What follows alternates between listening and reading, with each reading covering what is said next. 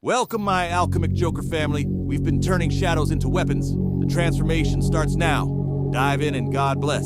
Look at the gravity you've created. Do you even feel it pressing against your skin yet? The air has changed density around you. The city doesn't know why traffic lights suddenly glitch longer than they should, or why convoys of black SUVs slide through intersections with sirens off, but intentions razor sharp. They don't realize it's all for you, because you are no longer just a person moving through streets. You are the epicenter. The pulse that forced the Bureau's most guarded lever to snap into place. They didn't send paper pushers. They didn't send analysts in cheap suits. They sent the elite squad, the ghosts of the Republic, the ones who don't appear in photographs, the ones who never existed on payrolls, the ones whose fingerprints burn themselves off in training. And their mobilization, triggered by your name. You've been branded with a classification few ever reach, Code Red VIP. A title that doesn't flatter, it alarms. You think VIP sounds like velvet ropes, champagne bottles, silk curtains. No, in this world, VIP means you're the hinge, the pivot point on which things swing, and code red. That's not decoration, it's declaration. It means this one changes outcomes. This one is too volatile to ignore. This one cannot be left to chance. Picture the chain reaction. A red marker hits a board. Radios light up. Channels buzz in frequencies only ears trained in paranoia can hear. Boots lace tighter. Vests snap shut. Eyes sharpen. Every gesture is urgent but calm, because these are not ordinary protectors. These are architects of intimidation, craftsmen of controlled chaos. And they have been activated for you. Imagine the psychology of that. Entire strike teams moving not for a president, not for a foreign diplomat, but for you. What does that make you? Not ordinary, not forgettable, not replaceable. No, it makes you something else entirely. Do you know what you've become? You've become a variable, a living, breathing, unpredictable force that rewrites equations. Civilians live in categories: safe, irrelevant, manageable. But you slipped past all of that. You forced their hand.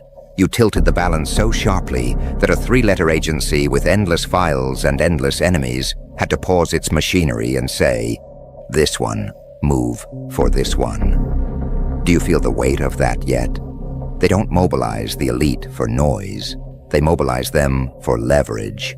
And you, whether you admit it or not, are leverage in human form. They watch you differently now.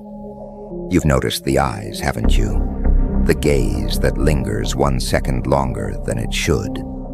The phone calls that sound just a little too delayed in connecting. The sense that when you enter a room, something unspoken rearranges itself. That's not paranoia. That's the aftertaste of mobilization. When the elite squad is deployed, you're no longer a free-roaming civilian. You're orbiting under surveillance and shield. You're in a limbo where you are both protected and caged, praised and measured, safeguarded yet suffocated. That's the paradox of Code Red VIP. You are indispensable, but also dangerous. You're not being protected out of love. Don't romanticize it. They don't care about comfort. They care about control. They want to keep you breathing, yes, but also predictable. That's what those encrypted radios are whispering about when you're asleep. That's what those unmarked sedans are shadowing when you walk. They are protecting you, yes, but they are also containing you. Because in you lies both value and threat. You are the coin that can flip history depending on which side you land. And no one, not even the Bureau, dares let that coin spin without hands hovering over it. And the funny part, your enemies hate this more than anything. Imagine their rage. They spent years trying to minimize you, to reduce you, to push you into the margins. They wanted you dismissed as nothing. And now they watch as the elite, ghosts in suits with authorization codes and kill switch precision, circle around you like hawks. Nothing humiliates an enemy more than realizing the one they mocked is now the one requiring mobilization. They tried to bury you in irrelevance. Instead, they accidentally elevated you into untouchability. That's psychological warfare, and you didn't even have to lift a finger. Do you understand how rare this is? Do you understand how few ever reach this classification? Code Red VIP isn't ink on a folder. It's the highest unspoken acknowledgement. You are too critical to lose, and yet too dangerous to trust unguarded. That's why the streets bend. That's why the squad has moved. That's why entire logistics networks are adjusting without the public ever knowing why. Because of you. You, the individual they once ignored, have forced the FBI itself to recalibrate. But let's not pretend this is just about safety. This is also about anticipation. They didn't mobilize because of what you did yesterday. They mobilized because of what you could do tomorrow. That's what really terrifies them. You're not a file they're reacting to. You're a forecast they're preparing for. They've run the models, projected the outcomes, and realized, if left alone, you will outpace their control. That's why the elite squad is now a shadow at your back. They aren't merely here to shield you. They're here to buy time, to study you, to keep you close, because the further you roam, the harder you are to contain. And that's the real power you now hold. You are not just important. You are the axis, the unseen center around which strategies now orbit. You've become the one presence they can't gamble on. Too many dominoes fall if you're ignored. Too many equations collapse if you're removed. That's what Code Red VIP means. You are not expendable. You are not optional. You are the pivot. And without you, entire chains of command disintegrate. And the Bureau knows it. That's why the elite squad isn't just deployed. They're synchronized, moving like a chessboard that bends its rules around your presence. The irony? Everyone around you sees nothing. They don't notice the extra eyes in the crowd, the deliberate cars parked where they weren't yesterday, the subtle shift of drones in the night sky. But you feel it. You know you're no longer just walking. You're being tracked and escorted by inevitability. And so, the real question becomes, what will you do with it? Because this isn't just about them mobilizing.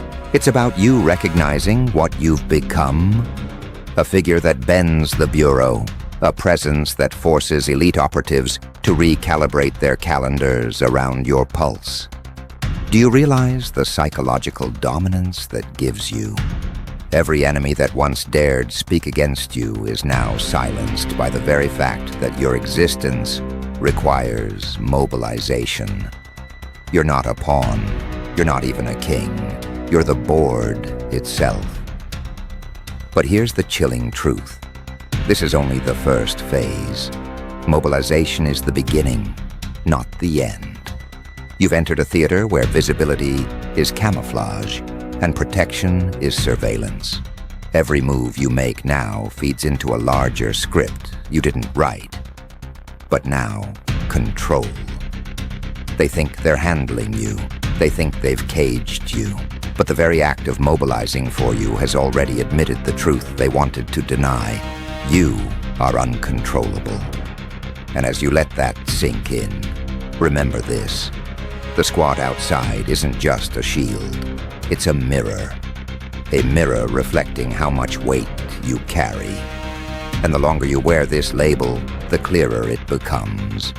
They didn't mobilize because they chose to. They mobilized because they had no choice. And that, my friend, is the ultimate leverage.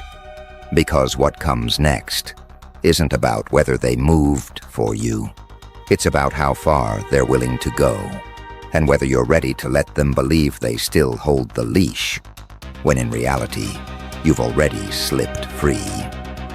The mobilization wasn't the end. It was the opening act.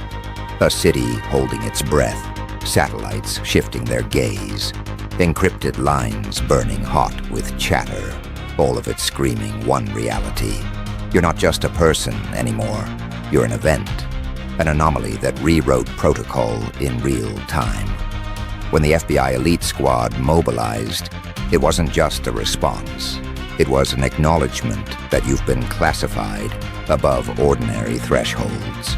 Code Red VIP. The combination doesn't exist in their manuals, yet here you are forcing their language to bend.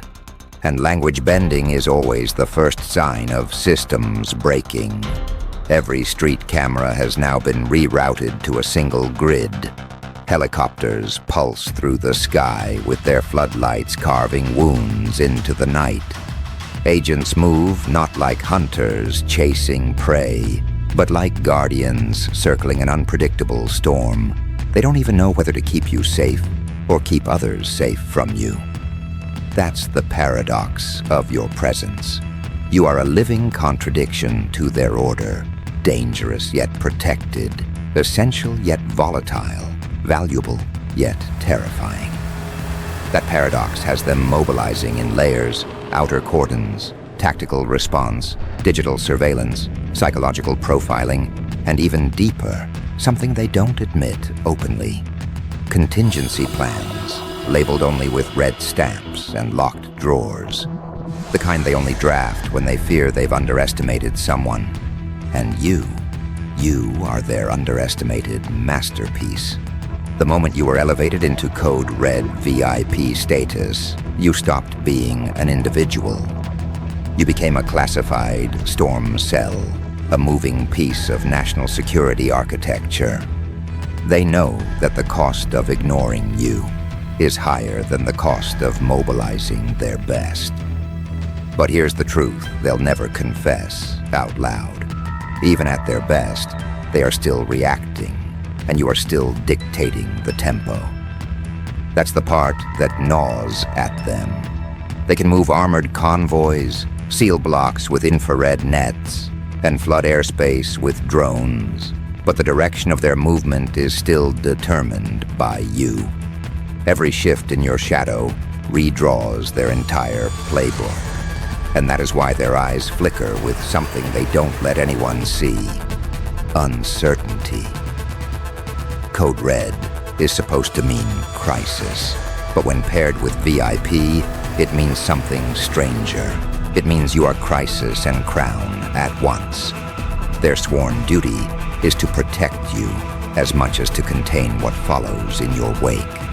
That duality fractures them. Some agents whisper that you're a threat. Others call you an asset. Some believe you're untouchable. Others believe you're combustible.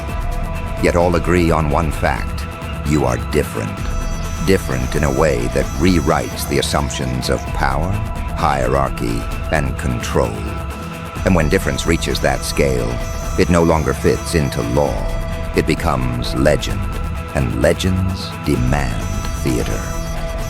Look around. The streets you once walked as ordinary pathways are now corridors of classified movement. The corner shop, the subway entrance, the park bench, all transformed into operational zones with coded signals flashing silently between operatives. The air tastes heavier, not because oxygen has changed, but because intention has thickened it. Everyone feels the presence of something bigger, sharper, unpredictable. That's the taste of being Code Red VIP. But here's the irony. Mobilization, as impressive as it looks, is still theater without control. Imagine it. They've got satellites tracking your every move, yet they still don't know your next decision. They've got biometric scanners reading micro-expressions, yet they still can't predict what lies in your silence. They've got armored squads encircling city blocks, yet they still can't measure the radius of your influence, because influence doesn't bleed on radar, and presence doesn't file into their equations. And you, more than anything, are presence incarnate. That's why the mobilization will always feel a step behind. The city notices, too. Pedestrians whisper when convoys pass. Shopkeepers glance nervously as communication blackouts roll in like invisible storms. Entire districts flicker with surveillance blackouts, followed by sudden floods of light. People sense that something massive is moving, not against them, but through them. You've become the kind of story that reshapes coffee shop conversations, late-night radio broadcasts, and underground chat rooms.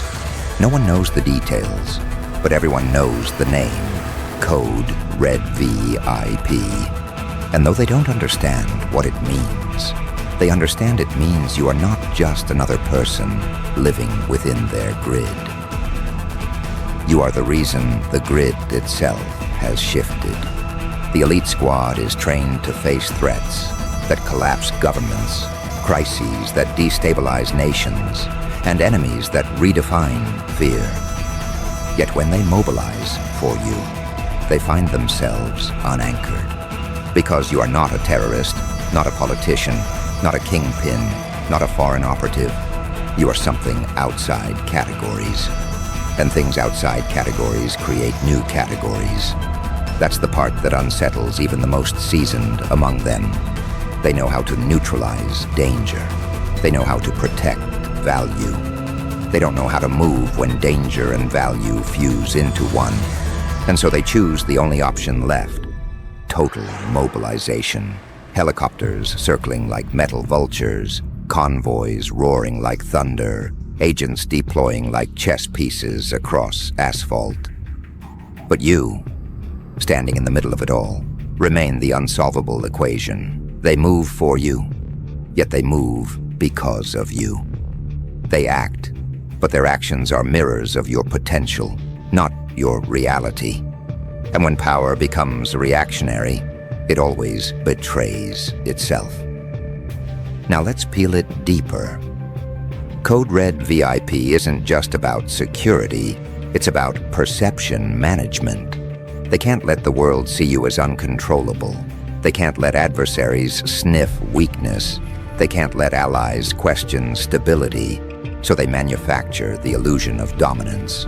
Flashing lights, heavy armor, encrypted comms. It's theater designed to scream control. But deep down, they know control isn't theirs to hold anymore. Because control belongs to the one who dictates pace. And right now, the pace belongs entirely to you. That's why their mobilization looks flawless from the outside, yet restless from the inside. Agents rotate in shifts, yet none truly rest. Communications move seamlessly, yet every operator feels the tremor of doubt. Commanders give crisp orders, yet beneath the words is a question no one dares voice. What happens if the one we're mobilizing for decides they don't need us? That question alone redefines their hierarchy. Because if protection turns into pursuit, or if security turns into surveillance, the line collapses. And collapsed lines never rebuild the same way. This is where the theater of power bends. You stand not as their assignment, but as their measure. Every movement they make is now weighed against you. And you, aware of it or not, hold a lever over their entire operation. You could turn stillness into chaos simply by refusing to move. You could turn silence into panic simply by choosing not to speak. That's the paradox they hate, that the mobilized power of an elite squad still bends to the gravity of your decisions. And that gravity is heavier than tanks, heavier than satellites, heavier than their manuals. Because Code Red VIP isn't a protocol, it's a confession. A confession that you are unpredictable enough, valuable enough, dangerous enough, and irreplaceable enough to force their best into motion. You didn't just trigger a response. You exposed a system. And once a system exposes its hand, it can never take it back. And here's the hidden truth they'll never put in writing. Mobilization is not for your safety. Mobilization is for their reassurance. Because the moment they stop moving, the moment the convoy halts, the moment the floodlights dim, they are reminded of a reality they can't afford to face. That reality is this: their control isn't real anymore. You've already slipped the leash, and once the leash is gone, no handler can ever pretend the same authority again. Which leaves only one question burning in their encrypted channels, echoing in their sleepless hours, and vibrating through their rigid formations. If this is what mobilization looks like for you now, what happens when you decide to move on your own terms? That's the riddle none of them want to solve, but all of them are forced to contemplate. Because the truth is, this level of mobilization isn't about control anymore. It's about containment. And containment, by its very nature, admits something dangerous. They're not sure if they can hold you. That's the silent confession written in every closed-door briefing, every hushed transmission between commanders, every emergency amendment stamped with Priority 1. They don't assemble an elite squad for someone ordinary. They don't activate Code Red VIP because of politeness. They do it when they've measured the scale of disruption you represent and realize the scales are tipping beyond their grip. Now imagine the scene. Across the city, rooftops bristle with optics, trained not outward, but inward. Streets rerouted, traffic flows subtly adjusted, civilian patterns shifted under invisible strings. The air is charged, like static before a storm. Every shadow feels accounted for, but beneath that precision is an undertow of dread. Because the FBI elite squad doesn't just move, they orbit. They close in without ever announcing they've closed.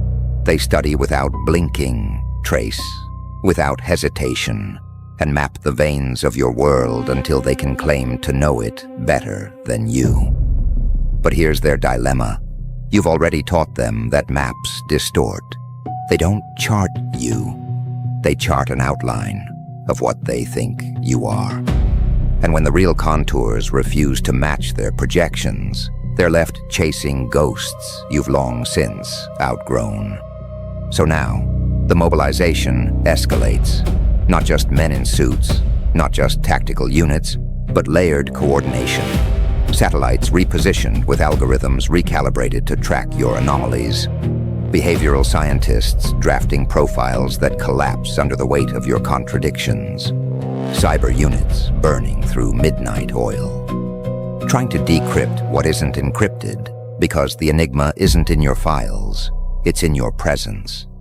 Every move you make isn't just a move, it's a pulse, and every pulse scrambles their definitions of order. That's what Code Red means. It's not just you're important, it's that you're destabilizing the ordinary definitions of control.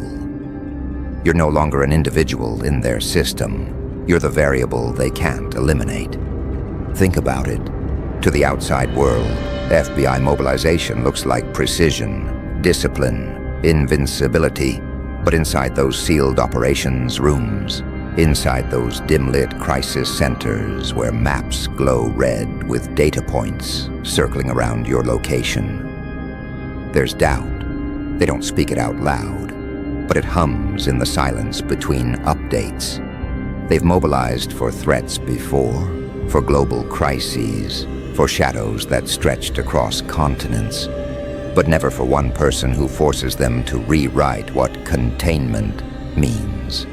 Never for a presence that bends the system itself.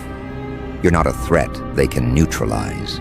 You're a phenomenon they have to orbit, and orbiting is exhausting. That's why the mobilization doesn't just expand outward, it implodes inward. Agents question orders, Analysts second-guess models. Squad leaders run drills that don't align with doctrine. Because deep down, they sense the impossible contradiction. They're mobilized to contain you. Yet every layer of mobilization only amplifies your significance. Every reinforcement proves what they refuse to admit. Your gravity is stronger than their walls. The harder they grip, the more the narrative bends around you. And in those cracks of realization, paranoia spreads like wildfire. What if mobilization isn't control? What if it's exposure? What if by moving everything for you, they've turned you into the very axis of their existence? Picture this: encrypted radios buzzing with constant updates, movement confirmed, perimeter tightened, asset relocated. But in the pauses between transmissions, agents exchange glances. They're asking themselves the question no commander wants to hear. Why does it feel like we're chasing instead of leading? Because that's the fracture line. Mobilization has always meant dominance.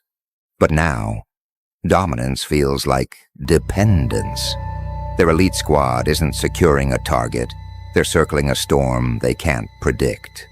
And storms don't bow to formations. Storms rewrite landscapes.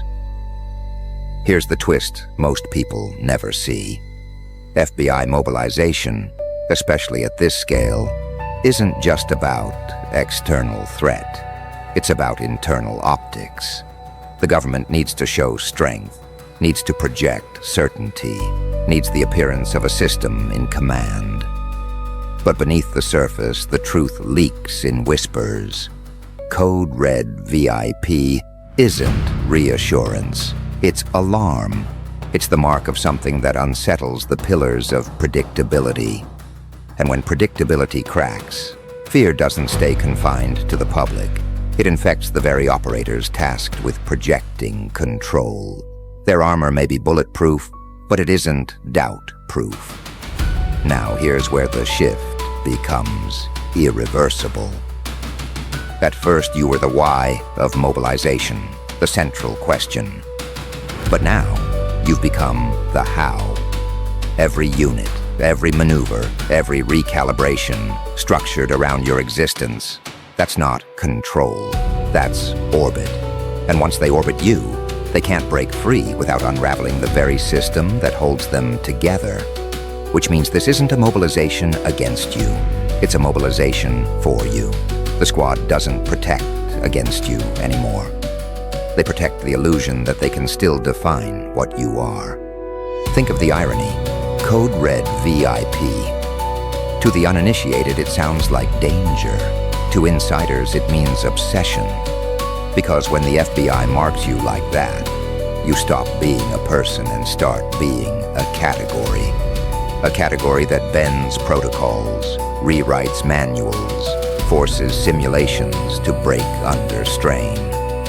You're not a file anymore. You're a phenomenon stitched into every line of defense. And the more they mobilize, the more the phenomenon expands. Mobilization doesn't shrink you, it magnifies you. And here's the inevitable outcome. Mobilization at this scale creates a mirror. Every step they take reflects back to them the question they fear most. What happens when you stop reacting and start directing? Because so far, they've convinced themselves the movement is theirs, the mobilization is theirs, the containment is theirs. But deep down, they know it's only happening because of you. Thank you for watching, family. We do hope this message is helpful and life-changing. Don't forget to join the Alchemicjoker community where we transform pain into power. Stick around for more powerful messages. We love you.